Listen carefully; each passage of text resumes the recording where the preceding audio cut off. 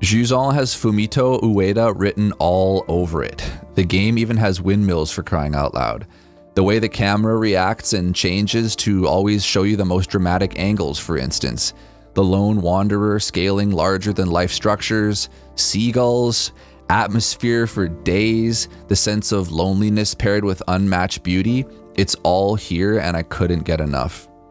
Jusant is an absolutely gorgeous game. The soft pastel look made me feel so calm and relaxed.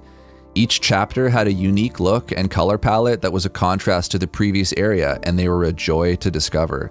I went from a bright orange side of the tower, drenched in heat, to a dark cave full of purple and blue luminescent plants. It was all so fantastic. There were noticeable bald patches with no texture and walls that only suggested a hint of brick pattern like in cartoons, but they didn't feel as egregious as the buildings and fires of Rubicon, for example. I could appreciate that it was a design choice and part of the aesthetic. Assets and set dressings were plentiful, and the use of environmental storytelling was about as good as I've seen in a game. Not only do we find letters from Bianca, but also the remains of her expedition left behind, like a trail of breadcrumbs for us to follow.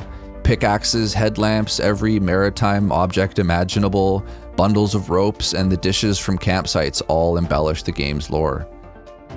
Special effects. The game makes some really nice touches with its effects. Besides standard things you'd come to expect like dust kicking up when you move around, the use of lighting and particle effects were especially noticeable and brought with them a sense of enchantment. It wasn't until my third playthrough that I noticed even more subtle things like heat waves gently causing the screen to ripple.